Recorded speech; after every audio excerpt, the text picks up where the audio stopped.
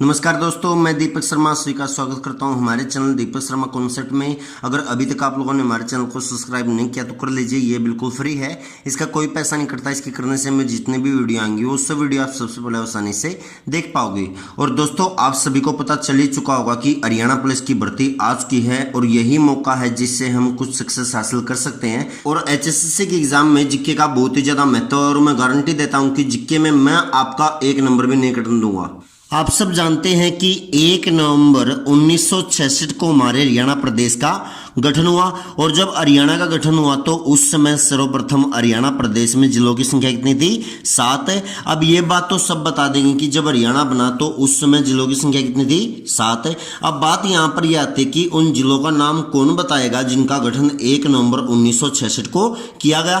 तो इसके लिए आपको कोई लंबी चौड़ी कोई कहानी याद नहीं करनी, बस एक बात बोलनी है और ये बात होगी, इसके लिए बस आपको बोलना होगा कि कागज अमर है। अब इस लाइन में सबसे पहली चीज क्या है? कागज। और कागज में पहली चीज क्या होगी? का। तो का से यहां पर बन जाएगा करनाल।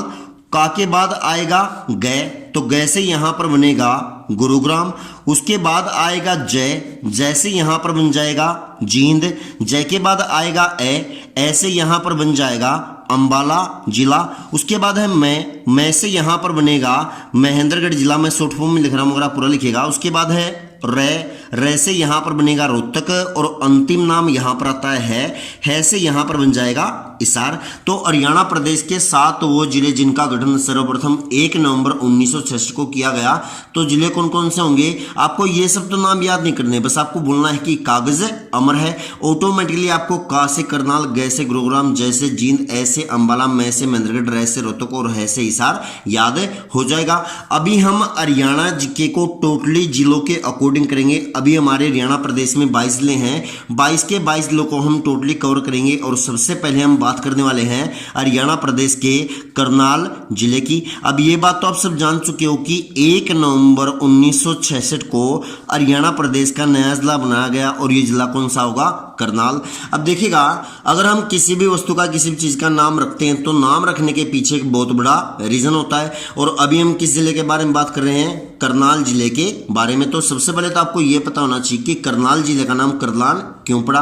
अब ये बात है महाभारत के समय की। महाभारत के समय में 2 गहरे मित्र होते थे। इन 2 गहरे मित्रों का नाम होगा दुर्योधन और कर्ण। और अभी हम बात करने वाले हैं राजा कर्ण के बारे में। महाभारत के समय में राजा कर्ण को एक बहुत बड़े दानी के रूप में जाना जाता था। तो सुबह के समय बहुत ज्यादा दान करते थे।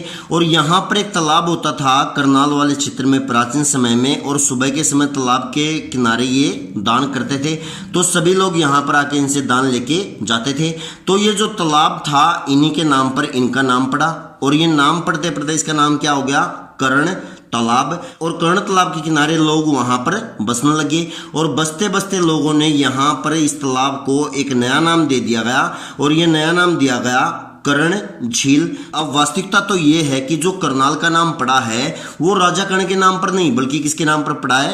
कर्ण झील के नाम पर। इस बात का आपको ध्यान रखना है कि करनाल का जो नाम पड़ा है वो किसके नाम पे होगा? राजा कर्ण के नाम पर नहीं बल्कि कर्ण झील के नाम पर। अब ये जो कर्ण झील है ये कब की है? ये है महाभारत के समय की। अब इतनी प्राचीन चीज अब तक तो नहीं रह सकती। कर्ण झील जो है बिल्कुल खत्म हो चुकी थी, मगर हरियाणा सरकार ने 1972 में 1972 में दोबारा से कर्ण झील को विकसित किया। तो यहाँ पर एक नई बात आई है कि कर्ण झील जो है ये 1972 में हरियाणा सरकार के द्वारा विकसित की गई। अब करनाल जिले में 5 चीजें ऐसी हैं जो करनाल को पूरे भारत में फेमस करती हैं। अब ये 5 चीज कौन कौन से जरा देखेगा। इनमें सबसे पहला नाम आता है राष्ट्रीय डेयरी अनुसंधान संस्थान का। तो ये बात है 1955 की। 1955 में हरियाणा प्रदेश के करनाल जिले में राष्ट्रीय डेयरी अनुसंधान संस्थान की स्थापना की गई। अब इसके बारे में आपको एक बात और जानने की जरूरत है, जरा देखिएगा। सबसे पहले भारत में जो राष्ट्रीय डेयरी अनुसंधान संस्थान स्थापित किया गया था वो करनाल में नहीं बल्कि कहां पर स्थापित किया गया था? बेंगलोर में। तो इस बात का भी आपको ध्यान रखना कि सर्वप्रथम राष्ट्रीय डेयरी अनुसंधान संस्थान कहां पर स्थापित किया गया? बेंगलोर में। और ये बेंगलोर से करनाल में कब आया? 19 1955 में और 1955 में ही राष्ट्रीय डेयरी अनुसंधान संस्थान की स्थापना करनाल में की गई थी। उसके बाद दूसरा नाम आता है केंद्रीय मिट्टी लवणता अनुसंधान केंद्र का, तो ये बात है 1969 की। तो केंद्रीय मिट्टी लवणता अनुसंधान केंद्र की स्थापना 1969 में कहां पर की गई? करनाल जिले में। तीसरा यहां पर नाम आएगा गेहूं अनुसंधान निदेशालय, तो गेहूं अनुसंधान निदेशालय की स्थापना की गई 1978 में और यह स्थापना कहां पर की गई? करनाल जिले में। उसके बाद सेकंड लास्ट नाम आएगा राष्ट्रीय पशु आनुवंशिकी अनुसंधान संस्थान, तो इसकी स्थापना की गई थी 1984 में। तो हरियाणा प्रदेश के करनाल जिले में राष्ट्रीय पशु आनुवंशिकी अनुसंधान संस्थान की स्थापना कब की गई? 1984 में। और अंतिम नाम आता है हरियाणा पुलिस अकादमी का, तो हरियाणा पुलिस अकादमी की जो स्थापना की गई, ये स्थापना की गई थी 1973 या फिर 1973 में, और ये प्रॉपर करनाल में न होकर बल्कि कहां पर है? मधुबन में। तो आपको ये मधुबन भी दे सकता है कि मधुबन में हरियाणा पुलिस अकादमी की स्थापना कब की गई, तो ये कब की गई? 1973 में। दोस्तों बहुत बार प्रश्न आ चुका है कि हरियाणा प्रदेश का प्रसिद्ध शहर गरुंडा हरियाणा प्रदेश के किस जिले में है, और इसके साथ साथ ये भी पूछा गया है कि असंध व नीलोखेड़ी शहर हरियाणा प्रदेश के किस जिले में है। तो तीनों के तीनों जो नगर हैं वो कहां पर हैं? हरियाणा प्रदेश के करनाल जिले में। अब इनमें सबसे पहले किसका नाम आता है? गरुंडा का, उसके बाद आएगा असंध और तीसरा नाम आता है नीलोखेड़ी का। अब करनाल के लिए इन तीनों का अपना अपना महत्व है। सबसे पहले यहां पर नाम आएगा गरुंडा का। अब गरुंडा में ऐसी क्या खास चीज है कि इनके ऊपर प्रश्न पूछा गया कि गरुंडा हरियाणा प्रदेश के किस जिले में है, तो हमारे हरियाणा का एकमात्र सब्जी उत्कृष्टता केंद्र हरियाणा प्रदेश के करनाल जिले में है, और करनाल जिले में कहां पर होगा? गरुंडा में। तो आपको इस बात का ध्यान रखना है कि सब्जी उत्कृष्टता केंद्र करनाल के गरुंडा शहर में है। उसके बाद दूसरा नाम आता है असंध। अब ये जो असंध है इसका वास्तविक नाम असंध नहीं बल्कि क्या है? इसका प्राचीन नाम हो जाएगा असंधिवत। अब बात यहां पर यह आती है कि असंध का प्राचीन नाम है वो असंधिवत क्यों पड़ा? अब आज के समय में जिस क्षेत्र में असंध है वहां पर राजा परीक्षित का क्षेत्र होता था। तो प्राचीन समय में यहाँ का राजा कौन था? राजा परीक्षित। और राजा परीक्षित की जो राजधानी थी, राजा परीक्षित ने सबसे पहले जो राजधानी बनाया था वो किसको बनाया था? असंधिवत को। अब आपको तीनों बातें ध्यान रखनी है कि असंध का प्राचीन नाम क्या है? असंधिवत। असंध में शासन किसका था? राजा परीक्षित का, और राजा परीक्षित की जो राजधानी थी उसका नाम क्या हुआ? असंधिवत, और वर्तमान में इसका नाम क्या है? असंध। अब साथ ही साथ आपको यहां पर एक बात और ध्यान रखनी है कि हमारे हरियाणा प्रदेश से कुषाण स्तूप की प्राप्ति हुई, और ये हरियाणा में जो कुषाण स्तूप की प्राप्ति हुई और ये भी कहां से हुई? करनाल के असंध से। यहां पर आपको जिले का नाम भी दे सकता है और शहर का भी नाम दे सकता है कि हरियाणा प्रदेश के किस जिले से या फिर किस शहर से कुषाण स्तूप की प्राप्ति हुई। अगर जिला पूछे तो आपका आंसर क्या होगा? करनाल। अगर प्रॉपर शहर पूछे तो आपका आंसर क्या होगा? असंध। अब तीसरा नाम यहां पर आता है नीलोखेड़ी का। अब नीलोखेड़ी में हरियाणा प्रदेश का एकमात्र HIRD संस्थान है। अब इस HIRD का मतलब क्या होगा जरा देखिएगा। इसका मतलब होगा Haryana institute of rural development. तो HIRD का जो मतलब होगा, इसका मतलब क्या होगा? Haryana institute of rural development.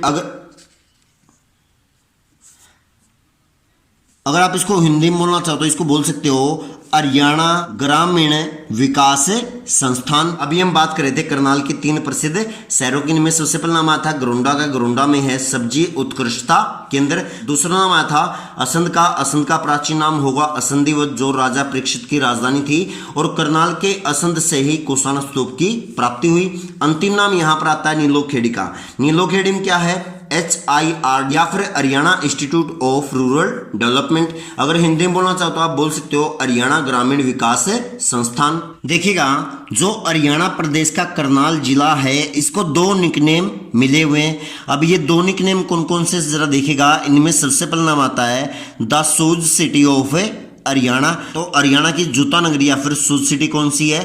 Karnal. अब दूसरा यहाँ पर नाम आता है दान का कटोरा।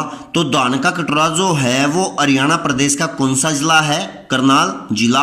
अभी हम इन दोनों के ऊपर बात करने वाले हैं कि हरियाणा के करनाल जिले को शूज सिटी व दान का कटोरा क्यों कहा जाता है। जरा देखिएगा, सबसे पहले बात है 19 1954 की। 1954 में हरियाणा प्रदेश के करनाल जिले में बहुत बड़ी शूज कंपनी की स्थापना की गई और ये शूज कंपनी होगी लिबर्टी शूज कंपनी। और आज के समय में हरियाणा प्रदेश में जो सबसे ज्यादा जूतों का उत्पादन करता है, कौन करता है? हरियाणा प्रदेश का करनाल जिला। इसी वजह से करनाल को नाम दे दिया गया the shoes city of Haryana. दूसरा निकनेम आता है यहाँ पर दान का कटोरा। अब दान को हम चावल भी बोल सकते हैं। अब क्या करनाल जिले को चावल का कटोरा कहा जा सकता है? तो अभी हम इन दोनों के ऊपर बात करेंगे कि दान का कटोरा व चावल का कटोरा किसको और कैसे कहेंगे। जरा देखिएगा, आज के समय में हमारे हरियाणा प्रदेश में सबसे ज्यादा जो चावल का उत्पादन करता है ये कौन करता है? करनाल जिला। या फिर आप यहां पर बोल सकते हो दान का सर्वाधिक उत्पादन करने वाला जिला कौन सा? करनाल जिला। और ये दान जो है ये ऐसा वैसा दान नहीं है, बल्कि क्या है? बासमती चावल। तो हरियाणा प्रदेश का करनाल जिला पूरे विश्व भर में प्रसिद्ध है बासमती चावल की वजह से। अब सबसे पहले जो निकालते हैं खेत से वो क्या निकालते हैं? धान। अब ये जो धान है ये कहां पर जाएगा?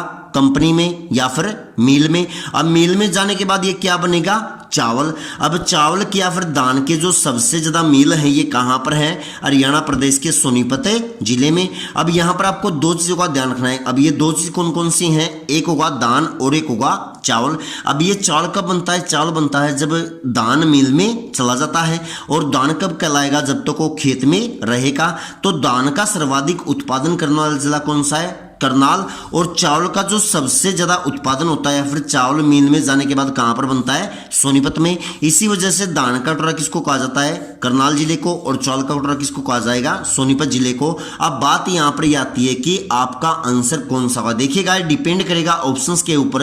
अभी तक जो क्वेश्चन आए उसमें सोनीपत भी आंसर हुआ है और करनाल भी आंसर हुआ, तो आपको ऑप्शंस का अच्छी तरह से ध्यान रखना है। अब हरियाणा प्रदेश का करनाल जिला चावल के साथ साथ तीन चीजों का उत्पादन सर्वाधिक मात्रा में करता है।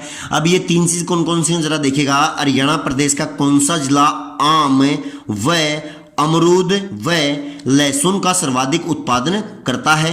तो हरियाणा प्रदेश का करनाल जिला आज के समय में आम, अमरूद व लहसुन और इसके साथ साथ बासमती चावल या फिर चावल का सर्वाधिक उत्पादन करता है। देखिएगा वर्तमान समय में हरियाणा प्रदेश में 22 जिले हैं और इन 22 जिलों में जो हरियाणा प्रदेश का सबसे ज्यादा साफ सुथरा जिला जो हो कौन सा है? करनाल जिला। अब साफ सुथरा करनाल जिला होने की वजह से ही इसको हरियाणा सरकार ने एक नया नाम दे दिया और ये नया नाम होगा पेरिस ऑफ हरियाणा। तो हरियाणा का पेरिस कौन सा है? करनाल जिला। और साथ के साथ आपको यहां पर दो चीजों का और ध्यान रखना है। देखिएगा हमारे हरियाणा प्रदेश का एकमात्र साइंस पार्क है या फिर विज्ञान उद्यान कहां पर बनाया गया है? हरियाणा प्रदेश के करनाल जिले में। यह प्रश्न अभी तक नहीं आया मगर इन फ्यूचर आपसे पूछा जा सकता है कि हरियाणा प्रदेश का एकमात्र साइंस पार्क या फिर विज्ञान उद्यान कहां पर? तो कहां पर होगा? हरियाणा प्रदेश के करनाल जिले में। दोस्तों आप लोगों ने बहुत बार पढ़ा होगा कि हमारे भारत में विक्टोरिया महल है और ये जो विक्टोरिया महल है ये कहां पर है? पश्चिम बंगाल में। और पश्चिम बंगाल में कहां पर है? कलकत्ता में। अब इन्हीं के नाम पर हमारे हरियाणा प्रदेश में एक हॉल का निर्माण किया गया है और ये इसका नाम होगा विक्टोरिया मेमोरियल हॉल। और हरियाणा प्रदेश में जब 1 नवंबर 1966 को हरियाणा प्रदेश अलग हुआ तो इस मेमोरियल हॉल को एक नया नाम दिया गया और इसका नया नाम रखा गया महात्मा गांधी मेमोरियल हॉल। तो हरियाणा प्रदेश के करनाल जिले में जो मेमोरियल हॉल प्रसिद्ध बनाया गया है उसके दो नाम हैं। दो नाम कौन कौन से होंगे? एक नाम होगा विक्टोरिया मेमोरियल हॉल या फिर महात्मा गांधी मेमोरियल हॉल। आपको इस बात का ध्यान रखना है, महात्मा गांधी भी दे सकता है या फिर विक्टोरिया मेमोरियल हॉल देके भी आपसे पूछा जा सकता है। देखिएगा भारत की एक बहुत बड़ी ओपन यूनिवर्सिटी है और इस ओपन यूनिवर्सिटी का नाम होगा इग्नू यूनिवर्सिटी। आप इसको बोल सकते हो Indira Gandhi national open university. IGNOU university का प्रत्येक राज्य में एक क्षेत्रीय मुख्यालय होता है और अभी हम किसकी बात कर रहे हैं? हरियाणा प्रदेश की। तो अगर मैं यहां पर बात करूं कि इग्नू विश्वविद्यालय का हरियाणा में क्षेत्रीय मुख्यालय कहां पर है तो इसका मुख्यालय होगा हरियाणा प्रदेश के करनाल जिले में। अभी तक ये प्रश्न तो नहीं पूछा गया मगर इन फ्यूचर आपसे पूछा जा सकता है कि इग्नू विश्वविद्यालय का हरियाणा में क्षेत्रीय मुख्यालय कहां पर? तो आपका आंसर क्या होगा? करनाल जिला। दोस्तों हरियाणा प्रदेश का एक ऐसा गांव जहां पर प्रत्येक महीने कोई न कोई मेला आयोजित किया जाता है। तो ये जो गांव है इस गांव का नाम होगा सालवन गांव। तो सालवन गांव में प्रत्येक महीने कोई ना कोई मेला आयोजित किया जाता है। अब हमारे हरियाणा प्रदेश का ऐसा गांव जहां पर सबसे ज्यादा मेले आयोजित किए जाते हैं, अब ये गांव कौन सा बन चुका है? सालवन गांव। और सालवन गांव को इसी वजह से यहाँ के स्थानीय लोगों ने एक नाम दे रखा है और ये नाम होगा हरियाणा में मेलों का गांव। तो हरियाणा में मेलों का गांव जो है कौन सा गांव है? सालवन गांव। और ये किस जिले में होगा? करनाल जिले में। अब आपसे यहाँ पर एक प्रश्न और पूछा जा सकता है कि हमारे हरियाणा प्रदेश में सर्वाधिक मेले किस जिले में लगते हैं? तो आपका आंसर क्या होगा? करनाल जिला। अगर आपसे गांव पूछे तो गांव कौन सा होगा? सालवन गांव। और जिला पूछे तो आपका आंसर क्या होगा? करनाल जिला। देखिए दोस्तों, हरियाणा प्रदेश के करनाल जिले में 2 विश्वविद्यालय हैं। अब ये 2 विश्वविद्यालय कौन कौन से जरा देखिएगा। इनमें सबसे पहला नाम आता है महाराणा प्रताप बागवानी विश्वविद्यालय, या फिर आप इसको बोल सकते हो महाराणा प्रताप हॉर्टिकल्चर यूनिवर्सिटी। ये बात है 28 नवंबर 2016 की। तो हरियाणा प्रदेश के करनाल जिले में एक गांव है, इस गांव का नाम होगा अंजनथली गांव। तो हरियाणा प्रदेश के अंजनथली गांव में, या फिर हरियाणा प्रदेश के करनाल जिले के अंजनथली गांव में भारत का महाराणा प्रताप बागवानी विश्वविद्यालय स्थापित किया गया। और ये स्थापित कब किया गया? 28 नवंबर 2016 को। दूसरा विश्वविद्यालय जो होगा इसका नाम होगा मूक बधिर विश्वविद्यालय। और ये विश्वविद्यालय अभी तक बना नहीं है, बनने वाला है, इसलिए मैंने यहाँ पर क्या लिखा है? प्रस्तावित है। या फिर आप यहाँ पर बोल सकते हो गूंगे बहरों के लिए हरियाणा प्रदेश में कहाँ पर यूनिवर्सिटी खोली जाएगी? तो ये कहाँ पर खोली जाएगी? हरियाणा प्रदेश के करनाल जिले में। दोस्तों, हरियाणा प्रदेश के करनाल जिले में 3 प्रसिद्ध युद्ध हुए और अभी हम बिल्कुल डिटेल में इन 3 प्रसिद्ध युद्धों के बारे में बात करेंगे। जरा देखिएगा, सबसे पहले यहाँ पर नाम आता है करनाल का युद्ध। तो जरा देखिएगा, सबसे पहले बात है 1739 या फिर 1739 की। तो 1739 में 2 व्यक्तियों के बीच करनाल का युद्ध हुआ। अब ये 2 व्यक्ति कौन कौन से हैं? इनमें पहला नाम आता है नादिर शाह का और दूसरा नाम आएगा मोहम्मद शाह। तो यहाँ पर आपसे प्रश्न पूछा जा सकता है कि करनाल का युद्ध कब और किन किन के बीच हुआ? तो ये कब हुआ? 1739 में। और किन के बीच? नादिर शाह व मोहम्मद शाह के बीच। और करनाल के युद्ध में जो जीत हुई थी, जीत किसकी हुई थी? नादिर शाह की। तो करनाल के युद्ध में 1739 ईस्वी में नादिर शाह ने मोहम्मद शाह को पराजित किया। दूसरा यहाँ पर नाम आता है तराइन का युद्ध। इसके बारे में बस आप इतना जानते हो कि तराइन के 2 युद्ध हुए। अब ये 2 युद्ध कब कब हुए? सबसे पहले यहाँ पर युद्ध हुआ 1191 में और दूसरा यहाँ पर युद्ध हुआ 1192 ईस्वी में। मगर जब आप वर्तमान समय में यहाँ पर जाओगे तो वहां पर आपको तराइन नहीं बल्कि क्या मिलेगा? तरावड़ी। तो वर्तमान समय में जो तराइन का नाम है, ये नाम क्या हो जाएगा? तरावड़ी। तो यहाँ पर आपसे देखे पूछ सकता है कि तरावड़ी का युद्ध या फिर तराइन का युद्ध कब और किन किन के बीच हुआ? तो सबसे पहले कब हुआ? तराइन का प्रथम युद्ध 1191 ईस्वी में और तराइन का दूसरा युद्ध हुआ 1192 ईस्वी में। अब ये जो दोनों युद्ध हुए थे किस किस के बीच हुए थे? मोहम्मद गोरी व पृथ्वीराज चौहान के बीच। में शॉर्ट फॉर्म में लिख रहा हूं, अगर आप पूरा लिखेगा कि तराइन के जो युद्ध हुए 2 किन किन के बीच हुए? मोहम्मद गोरी व पृथ्वीराज चौहान के बीच। तो तराइन का जो प्रथम युद्ध हुआ था 1191 में, उसमें किसकी जीत हुई थी? पृथ्वीराज चौहान की। मगर जब ठीक इसके 1 साल बाद 1192 में तराइन का दूसरा युद्ध हुआ तो दूसरे युद्ध में गोरी ने पृथ्वीराज चौहान को पराजित कर दिया। तो तराइन के प्रथम युद्ध में तो चौहान की जीत हुई, मगर तराइन के दूसरे युद्ध में मोहम्मद गोरी की जीत व पृथ्वीराज चौहान की हार हुई। दोस्तों, हरियाणा प्रदेश के 3 जिले ऐसे हैं जो अन्य जिलों की अपेक्षा बिल्कुल उल्टा काम करते हैं। अब ये 3 जिले कौन कौन से जरा देखेगा। इनमें सबसे पहला नाम आता है करनाल जिले का। मैं शॉर्ट फॉर्म में लिख रहा हूँ, आप पूरा लिखेगा। पहला कौन सा होगा? करनाल। दूसरा यहाँ पर जिला होगा कैथल जिला और अंतिम तीसरा जिला यहाँ पर आएगा जींद जिला। अब ये अन्य जिलों की अपेक्षा उल्टा काम क्यों करते? देखिएगा, अब कोई भी व्यक्ति नाचता है तो नाचेगा कब? वो नाचेगा खुशी के समय। मगर ये हरियाणा प्रदेश के 3 जिले ऐसे हैं जो खुशी में नहीं बल्कि गम के समय नाचते हैं। अब ये गम के समय कैसे नाचेंगे देखिएगा जरा। हरियाणा प्रदेश के 3 जिले करनाल, कैथल व जींद में जब किसी बुजुर्ग की मृत्यु हो जाती है तो बुजुर्ग की मृत्यु होने पर तो बात यहाँ पर यह आती है कि हरियाणा में ऐसा कौन सा नृत्य है जो खुशी के टाइम नहीं बल्कि गम के समय किया जाता है? तो इस नृत्य का नाम होगा खेड़ा नृत्य। तो आपसे यहाँ पर 3 से 4 प्रश्न पूछे जा सकते हैं। कौन कौन से पूछेगा कि हमारे हरियाणा में ऐसा कौन सा नृत्य है जो बुजुर्ग की मृत्यु होने पर वहां की महिलाएं करती हैं। तो ये नृत्य कौन सा होगा? खेड़ा नृत्य। अब हरियाणा का ऐसा कौन सा नृत्य है जो खुशी के टाइम नहीं बल्कि गम के समय किया जाता है? तो नृत्य कौन सा होगा? खेड़ा नृत्य। और खेड़ा नृत्य हरियाणा प्रदेश के कौन कौन से जिलों में प्रसिद्ध है? तो कौन कौन से होंगे? करनाल, कैथल व जींद। आपसे यहाँ पर एक अंतिम प्रश्न और पूछा जा सकता है। प्रश्न पूछेगा कि हरियाणा प्रदेश का कौन सा जिला है जहां पर खेड़ा नृत्य नहीं किया जाता? तो ऑप्शंस में आपको 3 नाम तो ये मिलेंगे और जो चौथा ऑप्शन होगा वही आपका आंसर होगा। तो इस बात का आपको ध्यान रखना है। अब यहाँ पर तो हमने पता कर लिया कि भी गम के समय खेड़ा नृत्य किया जाता है। अब अभी हम यहाँ पर बात करेंगे कि हरियाणा में ऐसा कौन सा नृत्य है जो खुशी के टाइम किया जाता है। लगभग सभी नृत्य खुशी के टाइम किए जाते हैं, मगर हमारे हरियाणा प्रदेश का खोड़िया नृत्य मुख्य रूप से खुशी के समय किया जाता है। अब ये खोड़िया नृत्य कब किया जाता है जरा देखिएगा। जब बारात वधू को लेने के लिए अपने घर से चलते हैं तो उनके जाने के बाद वहां की महिलाएं जो नृत्य करती हैं तो उस नृत्य को क्या कहा जाएगा? खोड़िया नृत्य। तो खोड़िया नृत्य किया जाता है खुशी के समय और खेड़ा नृत्य किया जाता है गम के समय। अभी हम यहाँ पर बात करने वाले हैं करनाल के धार्मिक स्थलों के बारे में। तो मुख्य रूप से करनाल के धार्मिक स्थलों को हम 2 पार्ट में डिवाइड कर सकते हैं। अब ये 2 पार्ट कौन कौन से हैं? सबसे पहले यहाँ पर नाम आएगा हिंदू धर्म का, दूसरा यहाँ पर नाम आएगा मुस्लिम धर्म।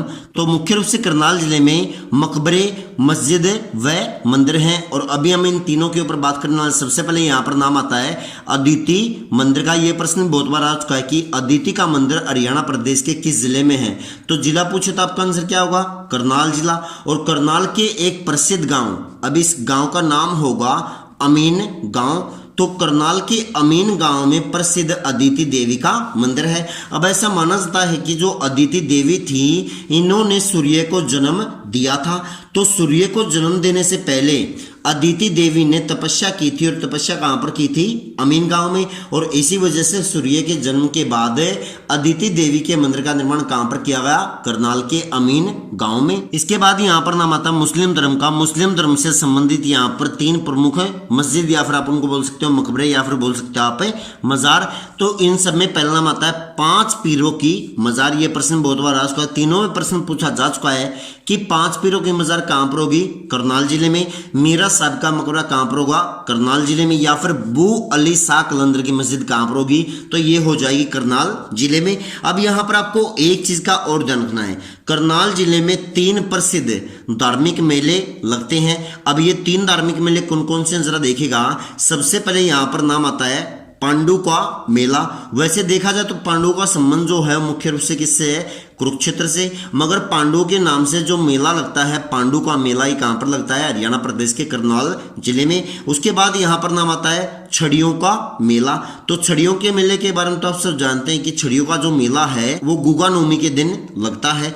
तो छड़ियों का मेला कहां पर लगेगा? करनाल जिले में। और दिन कौन सा होगा? गुगा नवमी। अब अंतिम नाम यहां पर आता है सरस का मेला। तो सरस का मेला, पांडु का मेला व छड़ियों का मेला कहां पर लगता है? तो कहां पर लगेगा? हरियाणा प्रदेश के करनाल जिले में। अभी हम अंतिम बात करना जरा देखिएगा। वर्तमान समय में हरियाणा प्रदेश में 22 जिले हैं और इन 22 के 22 जिलों में एक नाम आपको कॉमन मिलेगा और ये कॉमन नाम मिलेगा पक्षी।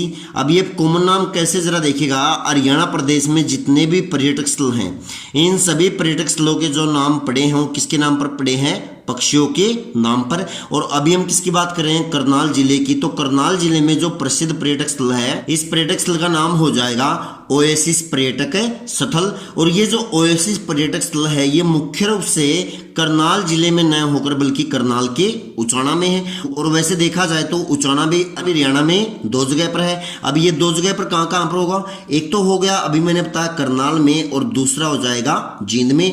तो मैं यहां पर कौन से उचाना की बात कर रहा हूं जहां पर ओएसिस है? तो ये कहां पर होगा?